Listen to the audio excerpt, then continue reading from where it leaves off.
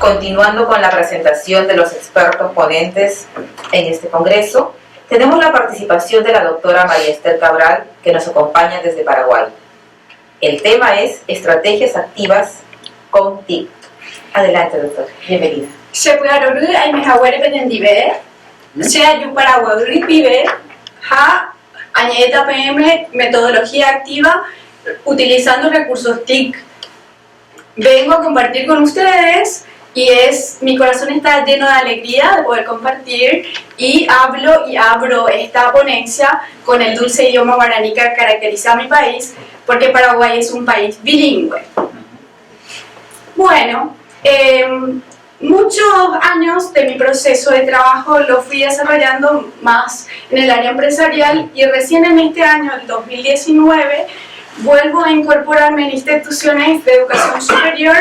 Estoy trabajando con 2 universidades, en una con un rol de consultor independiente, en otro coordinando una propuesta de educación a distancia con un enfoque más B-Learning, porque en Paraguay como que es un poco más, tarda un poco más todo este proceso, y volví a la institución donde me formé como maestra, como educadora, porque nosotros tenemos una formación terciaria en un instituto que hoy día cambió de nivel, es un instituto nacional. Y bueno, una manera de colaborar, dije, bueno, ¿qué podemos hacer aquí para hacer y plantear cambios? Entonces, planteamos con una colega que volvió de su maestría a España, y yo le dije, ¿me ayudas? Vamos a hacer una investigación en estas 2 instituciones.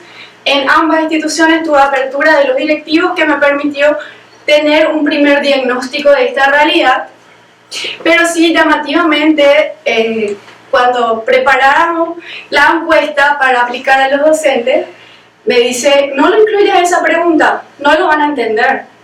Yo digo, pero son estrategias activas, o sea, es algo que se viene hablando hace mucho tiempo, no lo van a entender. Entonces tuvimos que hacer varios cambios a la encuesta, pero sí, y tenemos que también destacar que dentro de este grupo de docentes con quien trabajé, que son más de 200 maestros de las 2 universidades, de las 2 instituciones, todos tienen como un grado de maestría y el 8% más o menos doctorado. O sea que para que ustedes entiendan también de que muchas veces no pasa por esa formación de posgrado, sino más pasa por una actitud. Para que podamos ir entendiendo y viendo un poco de qué quiero hablar. Primero, lo que rescaté es qué tipo de prácticas ellos hacen en su día a día como educadores, y rescaté por lo menos 4 que vamos a ir viendo. También hay cuestiones conceptuales, y hablar de educación disruptiva para ellos es como, ¿eso qué? ¿Eso se come? ¿Qué significa? Entonces es todo un proceso de cambio, por lo tanto, en mi país sería mucho más fácil hablar de un proceso de cambio. Entonces por eso incluí también unos temas conceptuales, y después las metodologías activas que pretendo implementar con ellos en el 2020, que tal vez podamos posteriormente aprovechar otro evento para mostrarle los cambios que podemos lograr y unas conclusiones. Bien, empecemos.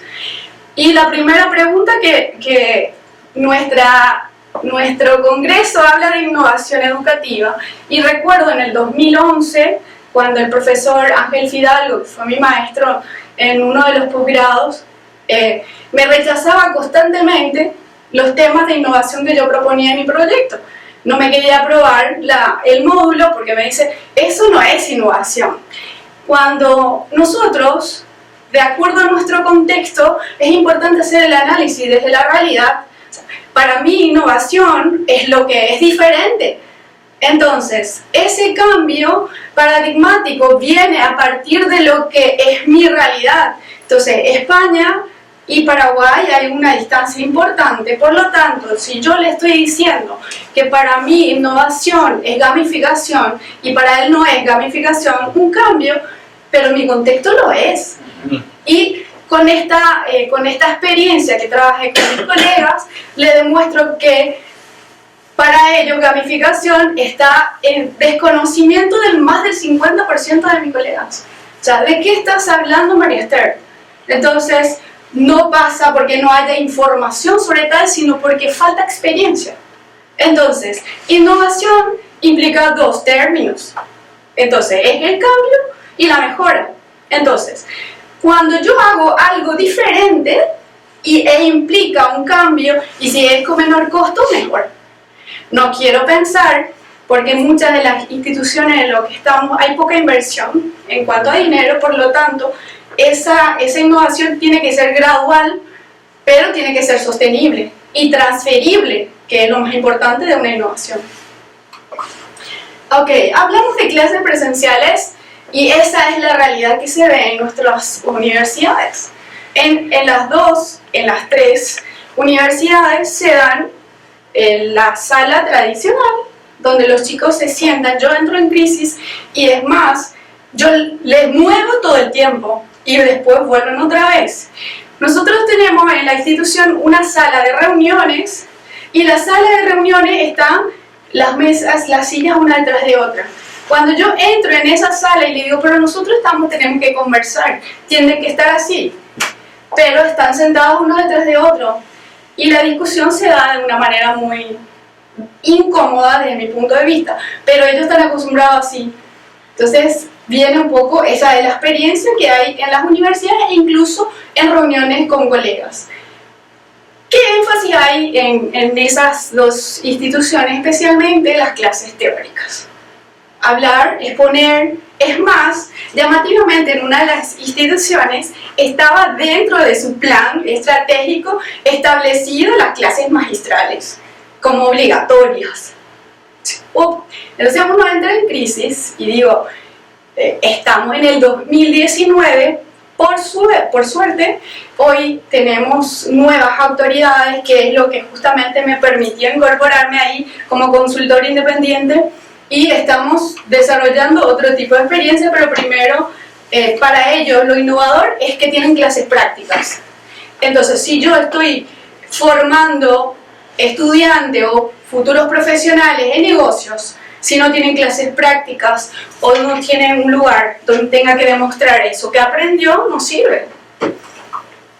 Tienen seminarios, los chicos participan de seminarios nacionales y también hacen experiencias en seminarios internacionales a través de los convenios que tienen con otras instituciones o también tienen con empresas. ¿Cómo son o cómo se refiere? Una de las universidades trabaja agronegocios, ellos tienen experiencias prácticas externas y es lo más, que para mí es como lo más innovador y lo más práctico, o sea que entran en una experiencia concreta donde pueden demostrar esos conocimientos teóricos que reciben en las aulas y lo comparten con sus tutores fuera. Ahora, cuando se trata de tutoría personalizada, yo cuando llegué ahí pensé que era tutorías que le ayudaba a empoderarse con otras cosas, pero era más bien tutorías de investigación. O sea, solamente se reduce esas tutorías a investigaciones, no a un proceso de formación o a impulsar esos negocios que ellos quieren desarrollar. Ahora sí, como que están cambiando poco a poco. En cuanto a las clases no presenciales, no incorporan plataformas virtuales, que fue lo que más me llamó la atención. Ellos hacen los trabajos grupales, presentan consignas donde ellos tienen que ir a trabajar en grupo o en la biblioteca o en sus casas, pero no incorporan plataformas virtuales. Y cuando yo hice un cuestionamiento a una propuesta de una colega y le digo, pero ¿por qué no incorporas una plataforma virtual a ese seguimiento, a esa tutoría, para que te sea más sencillo el seguimiento? Y me dice, pero esto es presencial. No vengas con tu historia de tu virtual porque eso no tiene nada que ver. Entonces, relacionar plataformas virtuales con educación a distancia o educación virtual es un poco erróneo. Pero eso cuesta y tengo que ir trabajando aún. También hacen los trabajos autónomos, es decir, las famosas tareas que los chicos se reaburren, porque esa es la realidad.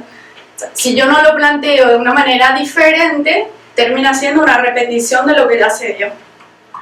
Ok. Y esa es la siguiente pregunta que le hice al auditorio. Muchos se negaron a responder. ¿Soy competente digitalmente? Y lo más llamativo de esto es que lo relacionaban con el uso de la computadora. Y para ser más limitado aún, en algunos casos, a ofimática. Entonces yo les digo y les presenté este concepto. Y es como que, y es todo eso, ser competente digital. Ser competente digitalmente, y yo les digo, estamos hablando del uso creativo.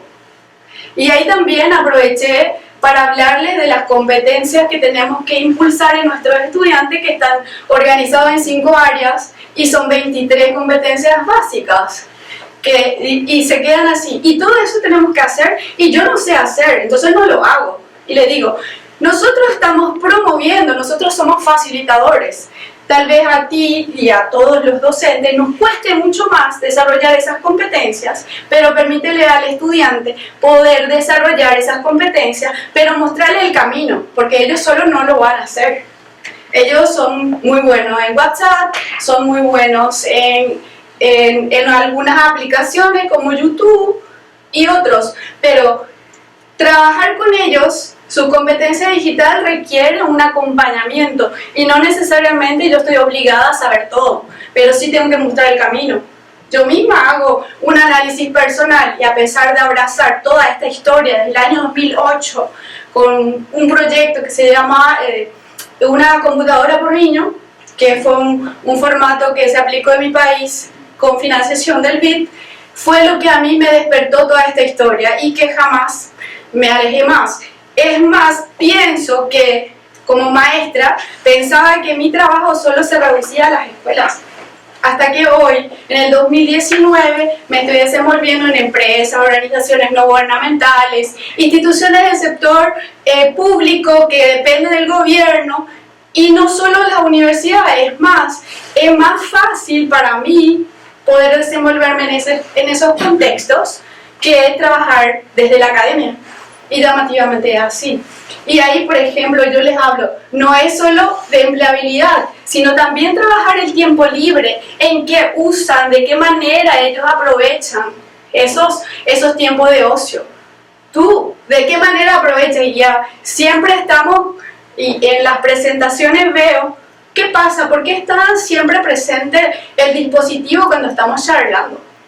¿Por qué no hay atención? ¿O será que hemos desarrollado tantos distractores que también nosotros formamos parte de eso? Entonces, la discusión. Y hay otro elemento importante que, por cierto, en mi país ya existe una ley que ampara la inclusión. Porque ese es otro sector muy vulnerable y no muy bien atendido. Aquellas personas, y no estoy hablando de la discapacidad física, estoy hablando de las diferentes discapacidades que se van presentando justamente con este tema de la incorporación de la tecnología, déficit de atención, los distractores. Entonces, ¿de qué manera nosotros podemos trabajar con esos estudiantes para que puedan de verdad entender y comprender la importancia del aprendizaje?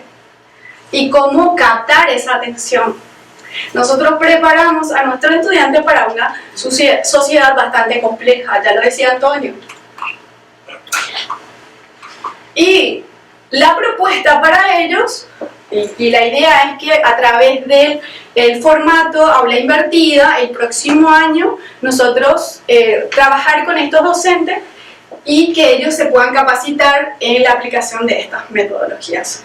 No hablar de todas las metodologías activas es imposible. Entonces, solamente rescaté algunas, que la idea es que ellos vayan desarrollando e incorporando en su práctica según las características de su asignatura o módulo. Cuando trabajamos posgrado, nosotros hablamos de asignatura por cuestiones de acreditación, hablamos de asignaturas en carreras de grado, y cuando hablamos de carreras de posgrado hablamos de módulos, por cuestiones de acreditación y también por el ente regulador que en mi país se llama CONEX.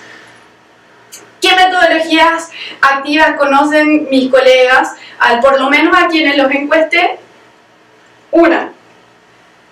tenían conocimiento, más del 80% de los colegas manejaban tal vez bien, aunque no tanto, en cuanto a lo que es la aplicación como tal, el aprendizaje basado en problemas. No sé si fueron por las matemáticas o no sé por qué historia, pero es lo que más conocen. Cuando yo pregunté qué metodología, la que tiene mayor porcentaje en conocimiento es esta metodología, que está basado. Es más, nosotros tuvimos la oportunidad de trabajar con una experta de la Universidad de Buenos Aires, que ellos tienen la experiencia de la casoteca. Es decir, un grupo de expertos como nosotros nos sentamos a generar muchos casos prácticos que puedan ser resueltos y aplicados en diferentes contextos, utilizando diferentes disciplinas para resolver esa problemática, y que me parece muy interesante. ¿Qué pretendemos o qué impulsamos a través de eso? Es compartir con ellos el aprendizaje autónomo, porque eso es lo que nosotros hoy promovemos y queremos. Yo hoy no enseño, es el estudiante quien aprende. También trabajar siempre en equipo, o sea que de manera aislada no se puede dar el aprendizaje, o por lo menos lo que más nos ocurre cuando estamos solos es distraernos un poco. Y también integrar las disciplinas que nosotros lo llamamos más asignaturas, trabajar más el conocimiento previo de nuestros estudiantes y por supuesto una activa motivación, y para eso tengo que tener creatividad, y si tengo que vestirme de payaso a veces hace falta y lo hacemos, sobre todo con niños más pequeños. ¿Cómo trabajamos o cuál es la propuesta de trabajo? Desde el punto de vista constructivista es como que yo tengo que descubrir qué es lo que vamos a hacer, pero que a veces también nos exige como que el estudiante hoy no te acepta algo que no esté bien fundamentado. Entonces a veces nos exige explicación previa a lo que le vas a proponer, porque ellos no lo aceptan, y yo lo experimento con mi hijo de 17 años. Para poder convencerlo de algo, tengo que hacer, y no solo con eso, porque él vuelve a investigar por su cuenta hasta que me da la razón o me dice te has equivocado en esto, y lo tenemos que aceptar porque somos mamá o porque somos educadores que tenemos que ir cambiando. Empezamos con una discusión previa, que esa es la idea de propuesta de aplicación de esta estrategia, entregar esos problemas y que ellos hagan el análisis. El siguiente paso está pensado ya en un estudio independiente donde ellos recurren, y por suerte las universidades cuentan, sobre todo la privada, cuentan con bibliotecas virtuales especializados, entonces es como que más fácil. También hoy día nosotros como Paraguay tenemos lo que llamamos Curriculum Builder, que es como una especie de base de datos integrados a la plataforma virtuales, y está pagado por el gobierno. Entonces la universidad no tiene que hacer ningún esfuerzo extra de pagar para que el estudiante o el docente pueda hacer la selección de los materiales que pueda utilizar para los casos. La discusión posterior en los equipos, porque eso siempre es importante. Yo tengo que solo guiar en este proceso de estudio basado en problemas, porque es el estudiante con sus compañeros que tendrían que encontrar las soluciones. Y vuelve al trabajo independiente, o sea que primero el trabajo independiente, la discusión grupal, y vuelve a lo independiente, porque finalmente es él el que tiene que encontrar respuestas a sus interrogantes. Y el último paso, que siempre para eso estamos nosotros, para el feedback entre el tutor o el docente. Yo uso mucho tutor porque estoy muy metida en el tema e-learning, pero eso se puede dar, entendamos que esta metodología no solo se da en un entorno virtual, sino también en entornos presenciales, porque, vuelvo a recalcar, Paraguay es un país donde hay mucho énfasis en lo presencial aún. Es más, hay muchos mitos con relación a la educación virtual, y me duele decirlo, pero hay rectores que dicen que eso es una pérdida de tiempo, y eso, aunque no lo queramos reconocer, pero pasa. La otra propuesta de metodología activa que presenté a las colegas es el aprendizaje de servicio. que es una propuesta de una metodología muy interesante porque nosotros tenemos que proyectarnos a la comunidad. Paraguay es una sociedad muy, y por decir, hay mucha pobreza y solo el 1% de mi país es rico, después hay mucha desigualdad. Pero tenemos un valor importante, más del 60% es una población joven. Pero ¿qué pasa? La juventud hoy está como serios problemas porque falta personas que lo transformen, que aprovechen esa potencialidad, pero en favor de ellos.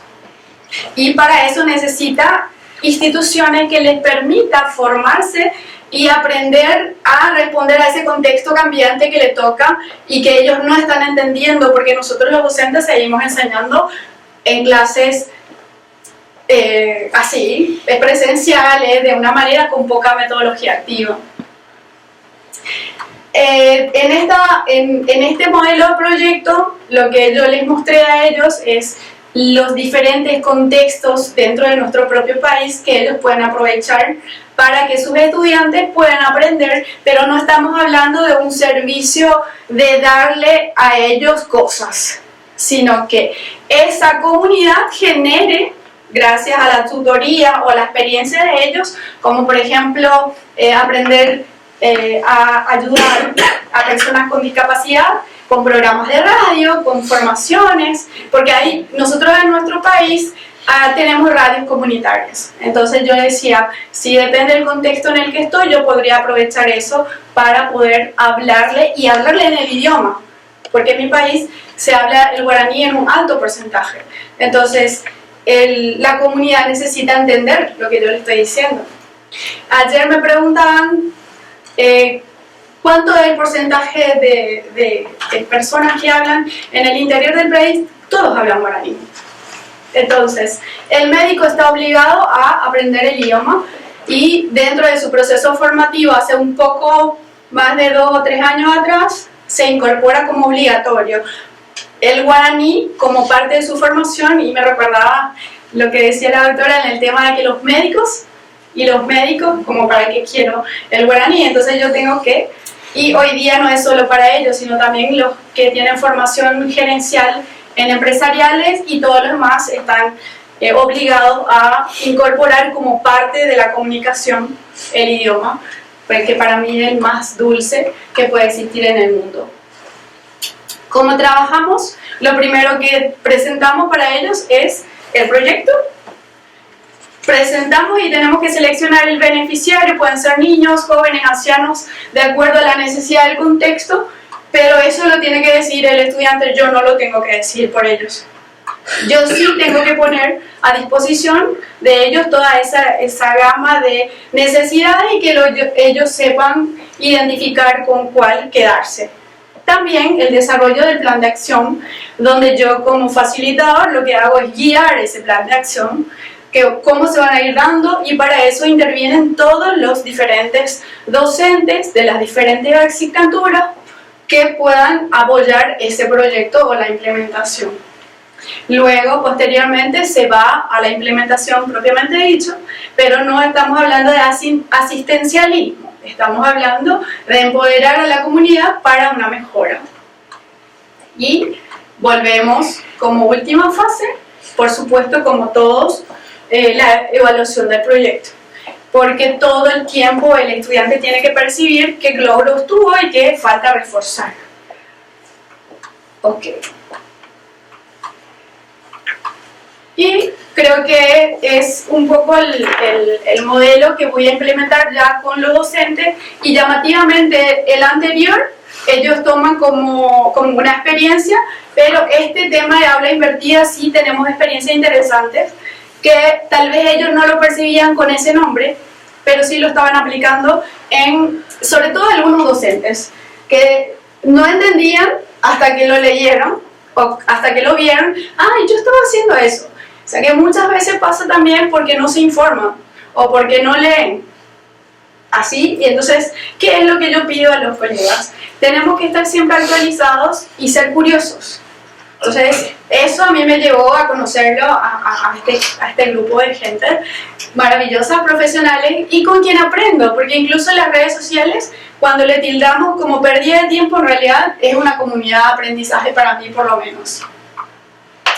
El aula invertida, y cuando le mostraba este gráfico a los colegas de una universidad privada, ahí ellos se dieron cuenta de que sí aplicaban. Entonces, solamente falta incorporar esa plataforma virtual, y que hoy día ya no hace falta una inversión grande, aunque algunos proveedores se enojarían conmigo, pero hoy tenemos muchísimas plataformas virtuales gratuitas. Una de ellas es Google Classroom. No le estoy haciendo ninguna promoción a Google, pero para mí ha sido una herramienta muy buena para que mis docentes puedan empezar la experiencia y lo hagan, ¿sí? Hay otras plataformas gratuitas, pero hoy no es el día de la promoción de plataformas. La siguiente, y que para mí ha sido mucho más aceptado en el sector empresarial que en el sector Pero eso, ¿cómo yo lo voy a hacer? O sea, ¿cómo voy a hacer que jueguen? ¿O qué hacer? ¿Darles credenciales? ¿Que esto? ¿Que aquello? Es que esa es así la vida. Hay que aprender jugando. Entonces, es diseñar experiencias educativas basadas en juegos. Pero lo que cuesta a veces es que rechazamos, porque no somos capaces de salir de nuestra zona de confort. Y desconocen, y cuando yo les presenté este cuadro, es como, asesinos, y suena muy fuerte. Pero es que así están nuestros chicos, tienen una experiencia constante. Y hay juegos, pero que lo tendría que aprovechar para mostrarles también uno de los temas, que es las competencias relacionadas al tema de seguridad, que tendríamos que trabajar con nuestros jóvenes, con nuestros niños. Yo vengo trabajando con niños por varios años, con adolescentes, con jóvenes adultos y adultos mayores. O sea pero mi preocupación va más con relación a los niños, a la adicción que va produciendo. Entonces nosotros como educadores tendríamos que estos juegos también aprovechar para el aprendizaje, pero también a enseñarle a ellos a cuidar esa salud mental, que va a ser muy importante, y es uno de los desafíos que tenemos en educación. ¿De qué manera? Y sobre todo, por lo que yo percibo, sobre todo en mi país, donde una mesa de almuerzo se convierte en realidad en un monólogo de cada quien con su celular, y ya no hay un diálogo entre familias o un espacio de aprender y compartir. Entonces también es muy bueno que incorporemos tecnología, que incorporemos esto, pero que también tenemos que cuidar esa parte de la salud con nuestros chicos. El hexágono, que me encanta, y hay uno ahí arriba, el disruptor. Y es como que y el espíritu libre, cuando le muestras a los jóvenes, ellos, ese soy yo, o ese jugador pretendo ser yo, porque si no tuvieron una oportunidad tampoco es capaz de clasificarse en uno de ellos. Y con esta última metodología voy a ir cerrando, porque prometí ser puntual en la presentación, y que es la preferida mía, que es el paisaje de aprendizaje. No sé, a la audiencia que está ahí, tendríamos que promover este paisaje. O sea, para mí sería lo mejor que podemos hacer, porque el estudiante en esta experiencia elige su camino, elige lo que quiere, y también responde a sus diferencias individuales y a esa necesidad. O sea, yo, si pudiera construir mi camino para aprender sin que me tenga que poner, yo sería feliz, sinceramente sería muy feliz de poder elegir mi itinerario, y eso lo puede lograr ya después de grande. Pero yo me imagino a mi hijo teniendo esa oportunidad en la universidad de poder coger uno y otro para poder aprender, porque eso, el camino que yo elija no significa que yo no lo pueda lograr, y los tiempos son diferentes. Entonces, tenemos en esta propuesta está basado básicamente en la taxonomía de Bloom. No estamos hablando de la importancia o la no importancia de memorizar, también la memoria es importante.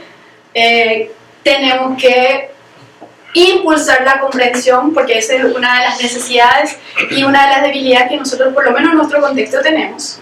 Los chicos no comprenden lo que leen. Al no comprender, no pueden aplicar, por lo tanto, al nivel del análisis es mucho más complejo. Y que sepan y que lleguen al nivel de evaluar y, por supuesto, lo último que es de crear, ¿sí? En esta propuesta también se contempla las inteligencias múltiples.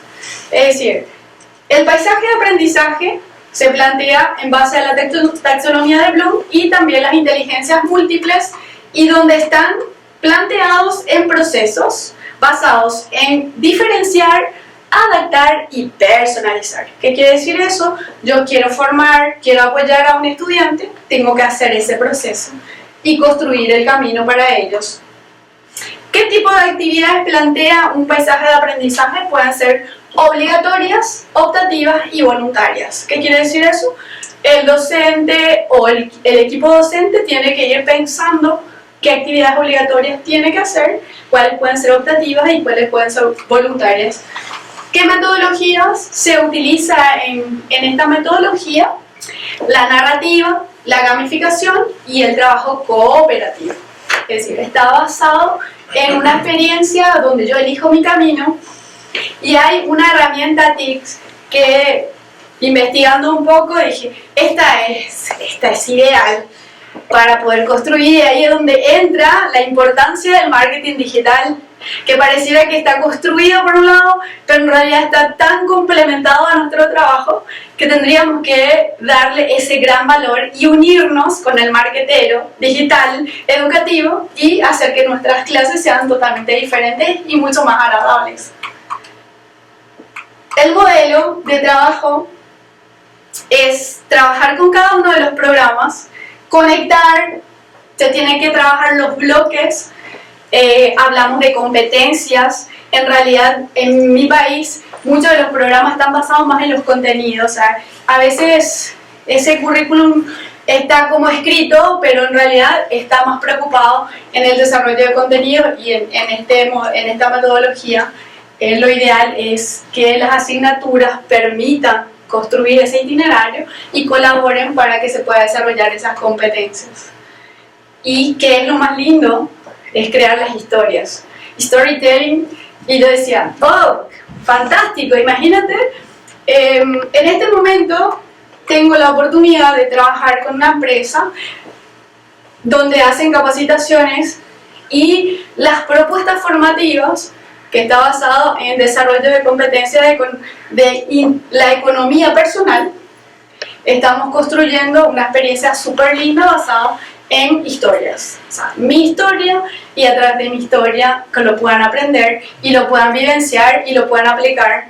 Yo pasé por una experiencia y eso lo estamos replicando, pero para el contexto de Paraguay, porque no es lo mismo, y no se enojen conmigo, pero no es lo mismo escuchar la historia de una paraguaya contando y pasando las dificultades que escuchar la experiencia de Perú, que a mí me tocó aprender a partir de historias de mujeres peruanas, y yo lo quiero contar desde la historia de Paraguay, de la mujer paraguaya, que nos toca también, si bien algo en común tenemos, pero escuchar es diferente, o que introduzca una frase en guaraní siempre hace también diferente. Y bueno, en cuanto a los recursos, aquí tenemos una listita que seleccioné que puede servirnos para incorporar, y Geniali, que es la que como que más me llena, porque me parece la más completa desde el punto de vista de que puedo ir incorporando y yo puedo elegir para hacer que ese itinerario de aprendizaje de mis alumnos, es más, le daría la oportunidad a ellos que lo elijan y que lo construyan conmigo. Entonces esa es la propuesta que haría yo con mis colegas, y el uso de recursos libres, pero sin olvidar también el tema del derecho de autor. O sea que en mi país usan, cuando yo le decía, usa una imagen, usa parte de la diapositiva de alguien más, tienes que poner la referencia. Es más, cuando yo utilizo, porque me llama la atención, parte de mi presentación pueden ver ustedes en la parte final, que es siempre referencia a la persona.